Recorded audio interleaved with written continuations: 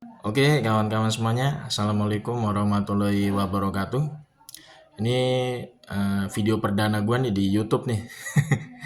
Gue coba bikin channel semacam ya deskriptif ya lah ya di YouTube ya, untuk sekedar ya boleh bilang curcol ya terkait dengan kondisi berbagai macam hal ya di negara kita yang memang semakin lama semakin menggelikan ya.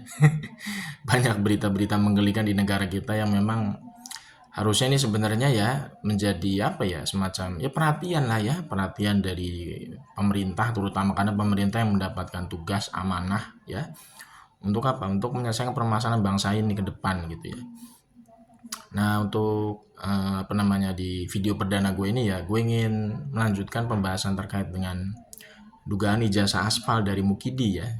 Ini memang sebenarnya beritanya ini udah lama ya, cuman kan ini masih terus enak untuk diperbincangkan karena memang ini menyangkut dengan salah satu orang yang selama ini memang menjadi semacam bulan-bulanan ya dari masyarakat, karena berbagai macam kelakuannya lah ya, yang boleh dibilang ya tukang ngibul gitu ya, kemudian juga penuh dengan yang namanya ya tipu-tipu gitu ya, gitulah ya.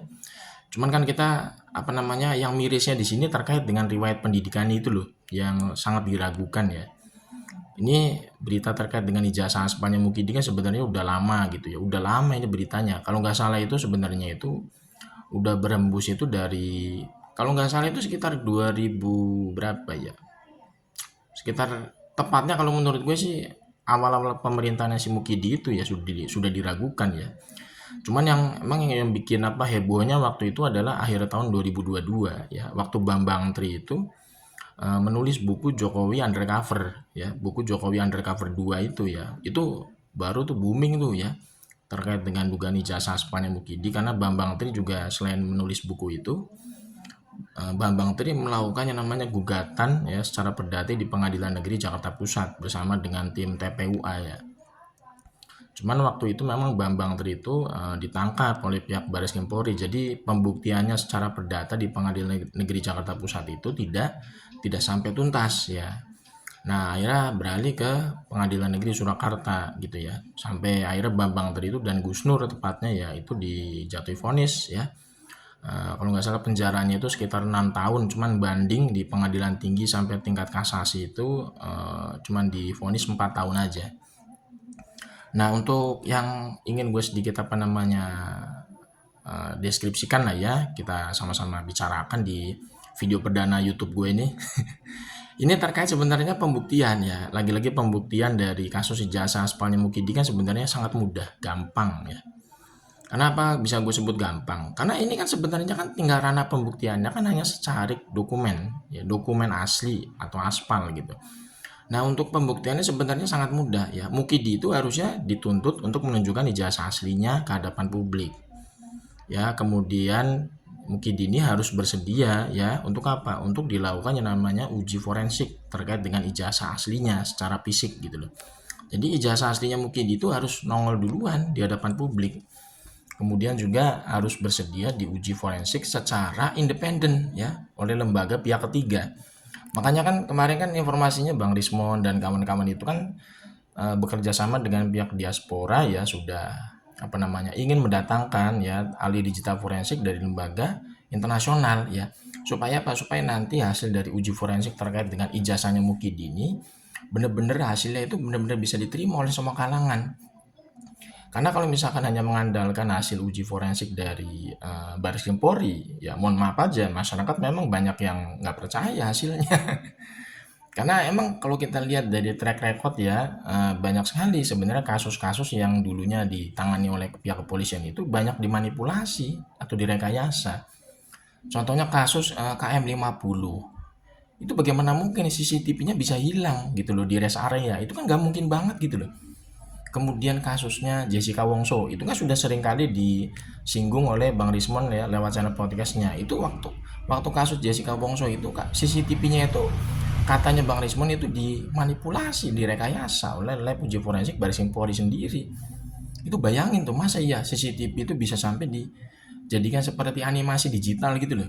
Tangannya Jessica itu kayak mak lampir gitu loh.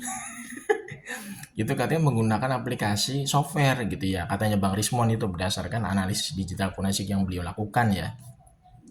Kemudian juga kasus Sambo. Nah itu kasus Sambo kan jelas itu. Bagaimana mungkin seorang polisi berpangkat Kadif Propam itu merekayasa kasusnya sendiri ya terhadap kasusnya Joshua itu ya. Kasus Sambo itu benar-benar parah ya karena sudah melakukannya namanya rekayasa kasus besar loh, bayangin tuh. Itu kan kita jadi nggak bisa percaya sepenuhnya dengan hasil lab uji forensik yang dilakukan oleh pihak kepolisian. Karena melihat background latar belakang atau track recordnya itu memang dari pihak kepolisian memang banyak sekali melakukan yang namanya manipulasi ya terkait barang bukti. Bahkan ada yang merekayasa kasusnya sendiri. Contohnya kasusnya Sambo. Kasusnya Sambo itu polisi merekayasa kasusnya sendiri, bayangin loh, sekelas Kadipropam. Makanya ini kan sebenarnya kan harusnya perlu ada namanya apa namanya lembaga independen ya untuk menguji forensik terkait dengan ijazahnya Mukidi secara fisik gitu kan, supaya hasilnya itu bisa diterima oleh semua kalangan. Jadi tidak hanya apa namanya beracuan dengan satu hasil lab uji forensik dari pihak kepolisian. Makanya ini menurut gue memang harus menjadi apa namanya ya kemauan bersama lah untuk menyelesaikan polemik terkait dengan ijazah aspalnya Mukidi ini. Karena kalau misalkan dibiarkan terus menerus ya ini bisa berbahaya ya, karena ini berkaitan dengan legasi bangsa loh. Tidak ada kejelasan gitu kan, ini Mukidi ini ijazahnya asli atau aspal. Karena nanti kan berpengaruh terhadap apa? Terhadap nanti legasi yang bersangkutan, si Mukidi ini menjadi presiden sah atau tidak gitu dalam peradaban bangsa kita. Kalau misalkan ini apa namanya tidak dituntaskan secara clear, ini tentu akan menjadi presiden buruk bagi generasi bangsa gitu ya, sejarah bangsa kita gitu kan. Karena berkaitan dengan Mukidi ini kan kita nggak bisa sepelein karena yang bersangkutan itu kan bukan orang biasa, presiden gitu loh ya. Jadi orang pilihan lah kasarnya gitu kan. Jadi memang nggak boleh apa namanya dianggap sepele gitu kan, harus ada penyelesaian secara tuntas gitu loh. Jangan sampai nanti ya nanti ada presiden buruk ke pemimpinan berikutnya itu yang bisa jadi melegalkan menggunakan ijazah aspal. Kalau misalkan memang nanti aslinya itu bisa dibuktikan aspal, kemudian dianggapnya clear, itu kan berbahaya juga ya bagi dunia pendidikan kita.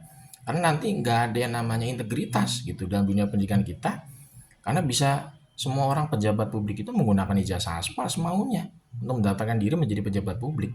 Tentu ini kan kita nggak mau ya kejadian kayak begini lagi gitu kan. Makanya ini perlu dalam kasus ijazah aspalnya Mukidi sekarang ini benar-benar harus apa namanya dituntaskan secara clear lah ya, supaya nanti nggak ada lagi yang namanya berita-berita seperti ini di kemudian hari di mana seorang pejabat publik itu digugat menggunakan ijazah aspal padahal yang bersangkutan itu adalah seorang kepala negara.